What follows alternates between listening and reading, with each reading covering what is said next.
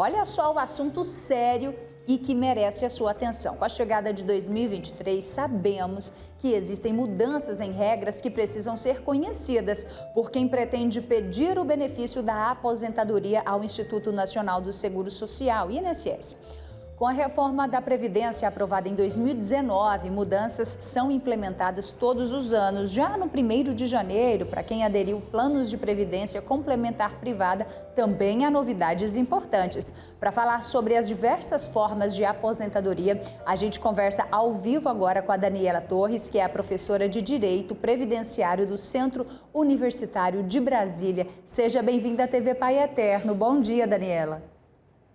Bom dia, Tiara. Bom dia. Muito obrigada por me convidar aqui nesse programa, no Santo Café. Uma honra estar com todos vocês. Já te adianto que hoje tem muitas dúvidas, viu? E eu já começo perguntando para você, Daniela, quais as principais mudanças para quem pretende se aposentar em 2023? Bem, o que a gente precisa lembrar ainda quanto à aposentadoria é no sentido de que mudou os nomes das aposentadorias e agora vai passar a mudar a aposentadoria toda em si. Antes o que a gente falava, aposentadoria por tempo de contribuição ou aposentadoria por idade, a gente tem aí uma aposentadoria só, né, que vai ser a aposentadoria voluntária. Temos a antiga ainda aposentadoria por incapacidade, que passou a ser chamada por invalidez permanente, mas o que há englobou-se tudo num único sistema de aposentadoria, vamos dizer assim, dentro do INSS e equiparando também para a Previdência do servidor público. Certo, e o que as pessoas que pretendem aposentar precisam fazer? Precisa ir ao INSS? Como que ela dá a entrada para essa aposentadoria? Olha, a primeira coisa que precisa fazer, mesmo para quem falta alguns anos para se aposentar, ainda falta 10 anos, ainda faltam 5 anos. Então, o que elas precisam fazer? Fazer o cadastro no meu INSS.gov.br. Para esse cadastro é necessário que esteja com carteira de trabalho em mãos, porque há umas 5 ou 6 perguntinhas no sentido de conferir se é mesmo aquela pessoa, tá?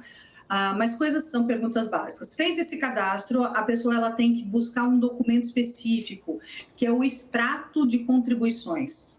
Porque o fato de eu ter trabalhado há 20 anos numa empresa, pode ser que a empresa tenha passado todas as informações, mas por um erro do sistema, algum período, algum mês, alguma coisa não ficou ali dentro do sistema do INSS. E aí eu perco 3, 4, 5, às vezes mais de ano de tempo de contribuição. E só vou ver isso na hora da minha aposentadoria. Isso é muito prejudicial.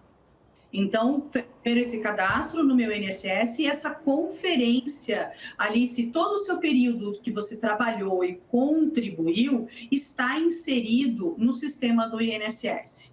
Se tiver inserido, ótimo, vamos aguardar o período que você pode contribuir, que você pode aposentar para fazer o requerimento.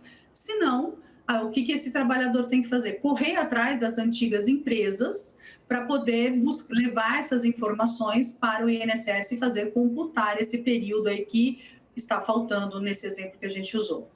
Daniela, o Manuel Brito, aqui de Goiânia, participa conosco com a seguinte dúvida: em quais casos o contribuinte precisa de ajuda de um advogado para conseguir se aposentar? Olha, eu acho que sempre que puder buscar um advogado para tirar dúvida, ver se está certo, é importantíssimo, tá? Então, sempre, e tem assim, quando a gente fala advogado, vai gastar, então, meus colegas advogados vão ficar um pouco bravos, né? Mas, em várias faculdades, em todos os estados do Brasil, nós temos os núcleos de prática jurídica, e aí tem esse atendimento gratuito à população. Tá? Em regra, para entrar com ações também para a população de baixa renda, seguindo as mesmas regras da Defensoria Pública. Porém, também para tirar essas dúvidas, os núcleos de prática jurídica ou qualquer advogado especializado na área vai poder falar, sim, esses documentos estão certos, estão faltando esses documentos, é importante buscar o advogado. Por quê? Vamos supor que hoje, dia 13, eu vou lá e vou aposentar e faço o meu requerimento de aposentadoria, mas ficou faltando algum documento. Até eu ter essa resposta do documento que ficou faltando no INSS, demora de 45 a 60 dias. Isso sendo muito otimista, tá? Tá? Então, eu já perdi aí 45 ou 60 dias, que vai demorar para eu ficar sabendo que falta um documento para eu trazer esse documento para daí sim ter direito a essa aposentadoria. E se você tivesse consultado um advogado para isso, ele já falaria, ó, esse documento não serve, tem que ser outro, está faltando aquele, para uma orientação inicial aí, é muito importante a consulta a um advogado. O Gilmar Gomes, do Tocantins, quer saber o seguinte: a Previdência Privada tem novidades também para esse ano de 2023? Sim, aí a gente tem que diferenciar a previdência privada, aquelas específicas para o servidor público, como aquelas específicas que eu, você, passamos na frente de uma instituição financeira e vou fazer um contrato ali com aquela instituição financeira para poder ter ali a minha previdência privada, independentemente do trabalho, independente se eu sou trabalhador, seja pela CLT, se eu sou servidora pública. Então, tem novidade tanto para a Previdência Complementar do servidor público, quanto para a Previdência Privada especificamente, né? Ali são os juros que são colocados, né? O tempo de contribuição, como que pode ser feito o resgate. Então, são várias informações ali que a gente tem. Porque, na verdade, desde da emenda em 2019, dessa atualização da previdência, da legislação previdenciária, houve uma equiparação, seja na previdência social, vai com base na CLT e no INSS, seja para os servidores públicos, como também para essa previdência privada. Então, tem várias mudanças pontuais, mas o que a gente tem que se atentar de uma forma geral é juros, tá? Que estão ali, que estão na previdência privada, né? Então, a gente tem que, eu quero contratar com uma instituição financeira qualquer, eu tenho que ver qual que é melhor no meu perfil, quanto à minha idade, o que eu posso contribuir, o que eu vou querer no final, de receber no final de tudo. E na previdência vamos dizer, complementar do servidor público, o que ele vai poder contribuir desde quando ele é servidor público. Então, tem algumas regrinhas específicas para cada servidor. Isso tem que se atentar nessa especificidade aí de cada servidor. Então, há diferenças, né, entre aposentadorias de servidores municipais, estaduais e federais. Cada um desses tipos, individualmente, a pessoa tem regras diferentes ou as regras valem para todos? A gente tem a Constituição que dá aquele embasamento, né? A gente não pode ir para menos daquilo, vamos falar assim, mas um município ele pode conceder algo a mais? Sim. Um estado pode conceder algo a mais? Sim. O que ele não pode é conceder menos do que está colocado na Constituição. E para os servidores federais, tanto na Constituição quanto na 8.112. Mas pode ter diferenças peculiares entre municípios e estados, sim. O Pedro, não disse de onde, está perguntando o seguinte: como calcular a aposentadoria por tempo de contribuição?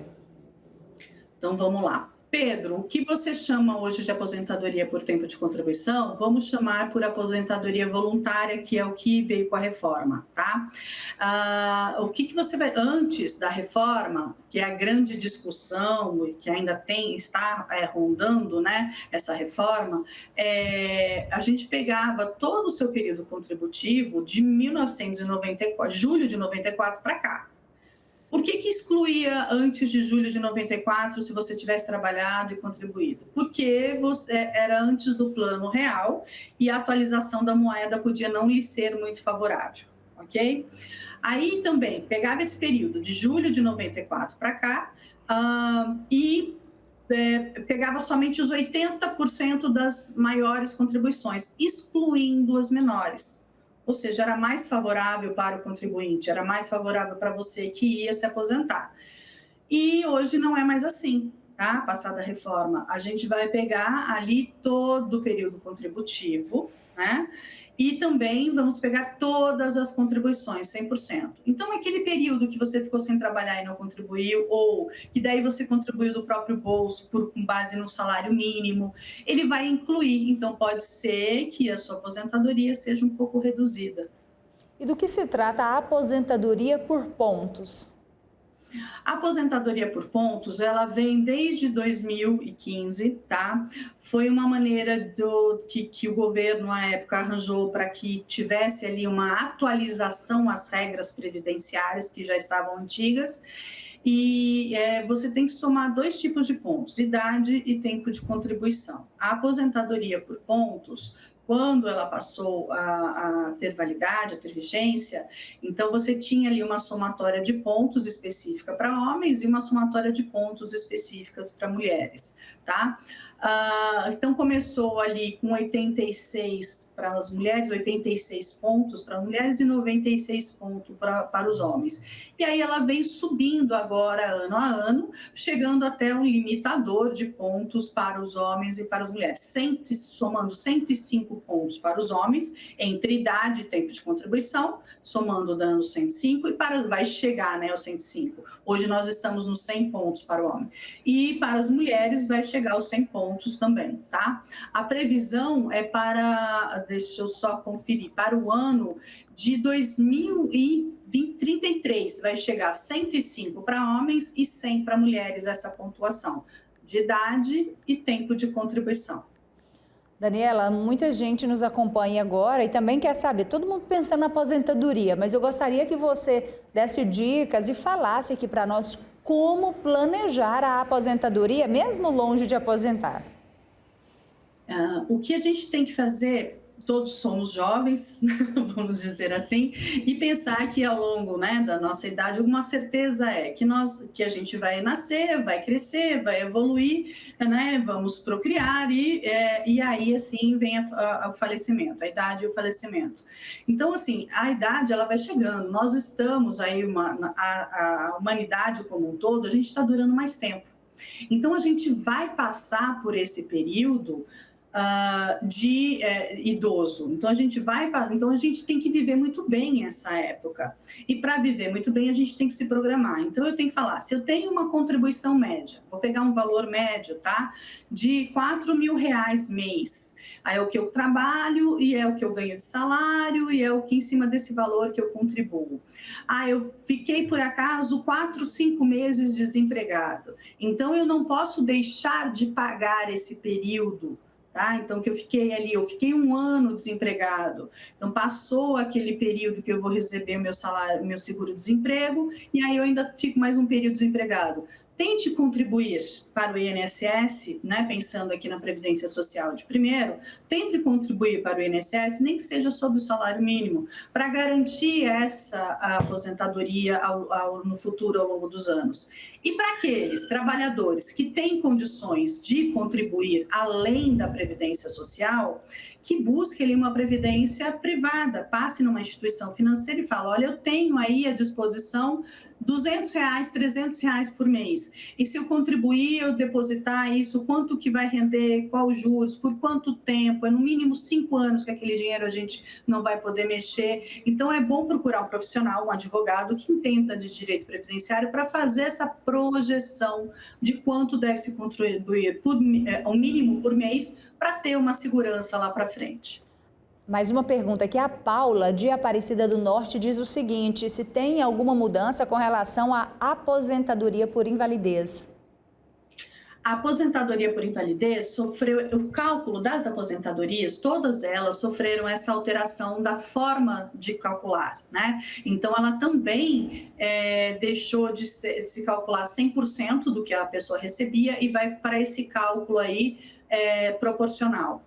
Esse cálculo proporcional, hoje antes a aposentadoria por invalidez, então vamos lá, imaginar um personagem, o seu João, ele se aposentou por invalidez, e o seu João se aposentou por invalidez, ele não tinha ainda o tempo completo, vamos lá, os 30 anos de contribuição, ou 65 anos de idade, ele estava com 50 anos e 18 anos de contribuições, tá?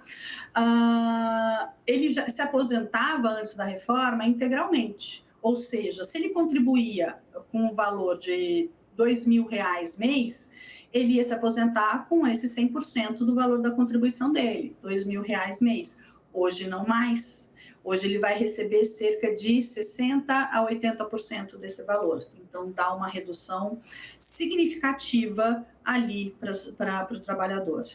São muitas informações, Daniela, muito bom falar com você, a gente já iniciar essa semana aqui com informações, né, para quem pretende se aposentar nesse ano de 2023 e até para quem está longe também de se aposentar, como nós, né? Certo.